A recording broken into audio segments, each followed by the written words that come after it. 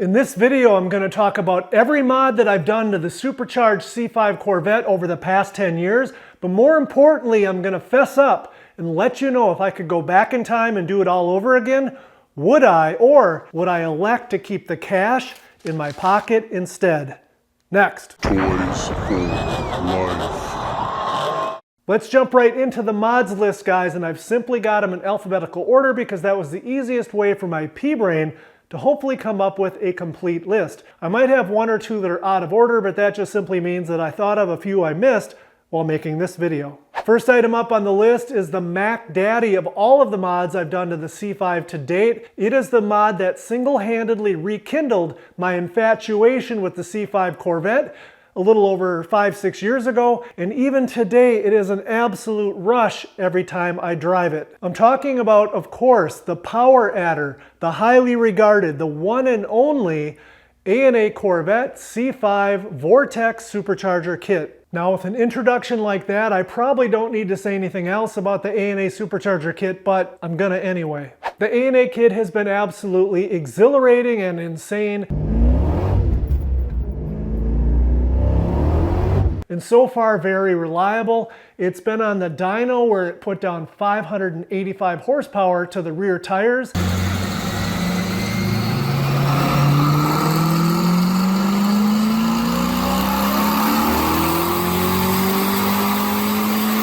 I've been to the track and I've trapped 130 miles an hour in the quarter at least a couple dozen times.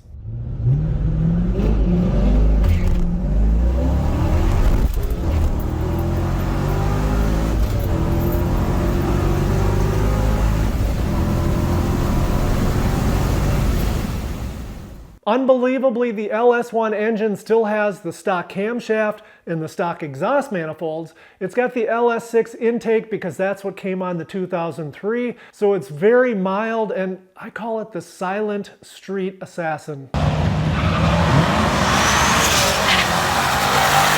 So if I could go back in time, would I put this pile of cash in the piggy bank or would I buy the supercharger kit again? Hell yes, I would buy the supercharger kit again. It's absolutely that much fun. Looking back, would I change anything about the detailed and fairly comprehensive installation of this mod? Yes, I would. There are 3 things I would do different. First, since I knew my plans for the C5 would include adding ethanol somewhere between 25% and 85% to the fuel mixture, I opted to go with the Siemens Deca 80-pound fuel injectors.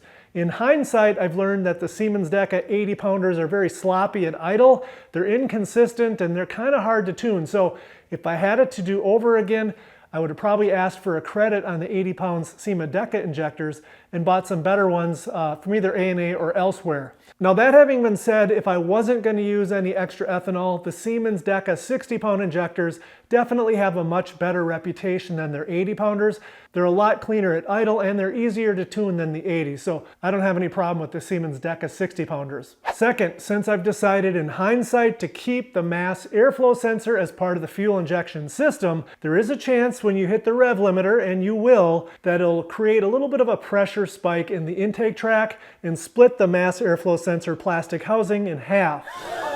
If I had it to do over again, I would have just installed the A&A Corvette aluminum mass airflow sensor girdle at the same time as I installed the kit so that that mass airflow sensor issue won't happen. As it turns out, I just simply installed the girdle a year or so after the original kit, and it's really not a whole lot of work to do after the fact. The third item on the list is the power steering pump pulley. On the C5 Corvettes, they're made out of plastic. On the C6, GM changed them to metal, and since there's a little extra stress on the belt because of the supercharger, apparently there's been some issues with the plastic pulley breaking. I've got a new one here that I need to install, and it would have been a lot easier to do if I had just installed the metal pulley at the same time as the supercharger kit. Let's move on to the next item on the list, and that is the anti-venom mod for the manual transmission on the C5 Corvette. This is by far probably the cheapest mod, and it's a fairly decent one, and what you're really doing is just shimming out the detent ball on the transmission so that it makes the shifting a little less notchy. You can use 1 or 2 washers to take some of the pressure off that spring. It's basically just subjective and whatever feels best to you. So it's a mod that it doesn't cost anything. I would absolutely do it again. And in fact, I like this modification so much, I'm going to be doing it to the C6 as well very soon because it's essentially got the same transmission. The next mod is aluminum coil brackets. Now, after having the C5 for 6-7 years or so, I needed a change under the hood. Nothing wrong with the plastic covers. I was just tired of looking at them. And I opted to go with these billet aluminum coil brackets. And when they arrive, they come in just a satin aluminum finish. So I took the time to sand them and then polish them to give it that polished aluminum look. So would I do this mod again? I absolutely would. It doesn't cost that much. It gives it a unique kind of a mechanical look where you can see the engine. I'd probably take a look since it's been a few years and see if there's any new coil bracket options on the market that I like better, but I like these a lot. Next up are the aluminum rocker sill plates, and these are obviously a dress-up item as well, but in my case, the stock rubber entry mats were starting to bubble and look really shabby, so either way, I had to do something. These have been on the C5 for a few years now, and I love the way they greet me every time I open the door of the C5 to get in, and so far they've held up quite well. Would I do them again? Yes, I would, but I would do a quick check to see what other options have entered the market since I bought these. And also, I really like how the polished aluminum stands out against the black paint.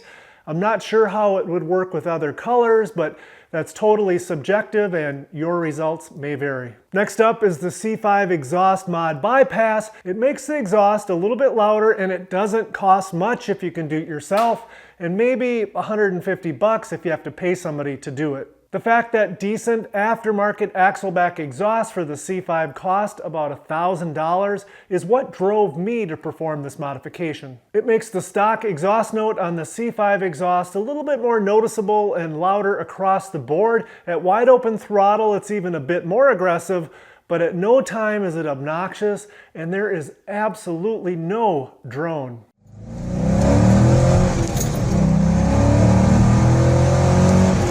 Would I perform this modification again?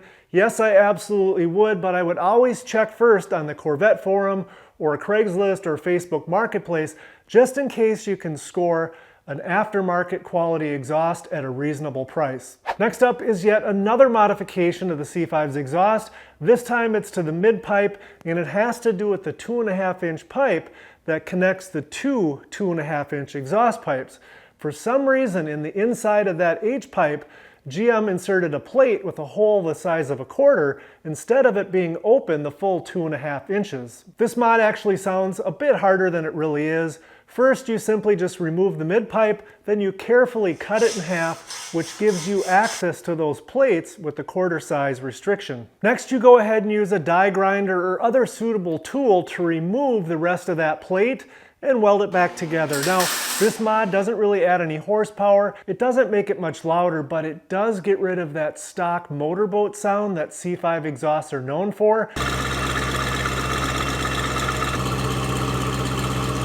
And that, in my opinion, makes it well worth it. If I could, would I go back in time and do this mod all over again? Of course I would, but I would do it in conjunction with the exhaust bypass mod to be a bit more efficient. Next, I have one more, and it's the final exhaust modification on the list, and it involves cutting off the, shall we say, modest original stock exhaust tips on the C5 and replacing them with proper, larger, but certainly not obnoxious exhaust tips.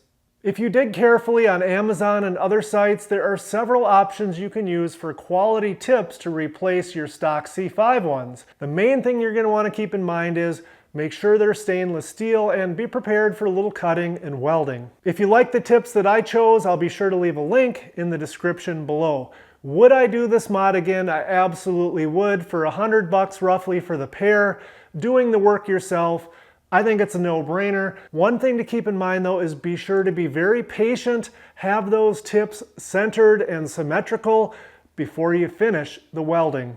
Next, let's switch gears and talk about the tires on the C5. I've got the Firestone Indy 500s on the front and the back, and tires aren't necessarily a modification per se, but a lot of guys are extremely interested in tires because of how important they are to the handling of the C5 and for putting power to the ground in the back of the C5.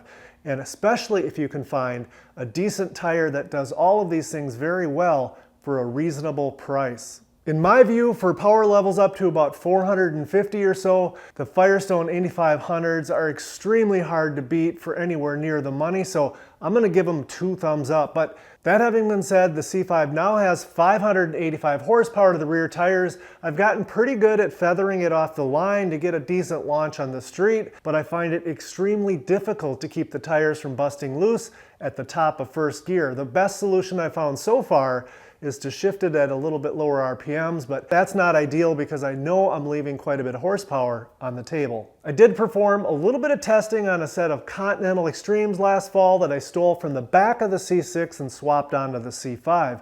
In that preliminary testing, I was pleasantly surprised with how much more traction they gave. I plan on doing a little more testing of the Continental Extremes on the C5 this spring, and if they do well in those tests, I'll probably pop for a set for the rear, but for the front, these Firestones are pretty new and they're in great shape, so they're gonna stay put. So would I buy a set of Firestone Indy 500s for the C5 again? In a heartbeat, if the horsepower levels were 450 horsepower to the rear tires or less. If you're at more than 450 horsepower and you really like to get after it often, there's probably better options, but in the automotive world, like everything else, there's no such thing as a free lunch, so those better tires are going to cost a lot more, and with the softer rubber, they're not going to last nearly as long.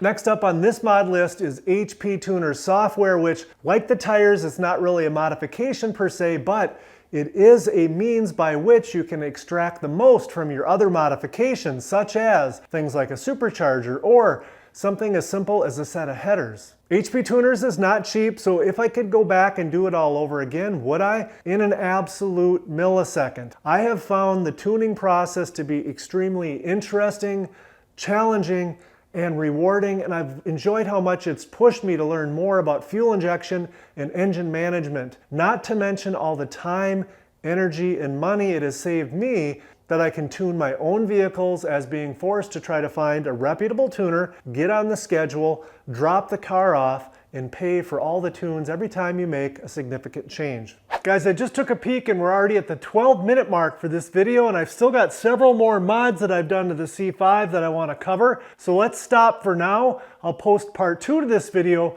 right up here in just a couple of days, so take a look for it there. If you've benefited from this video in any way, please return the favor, hit that thumbs up below, consider subscribing and leaving a comment, but most of all, thanks for watching.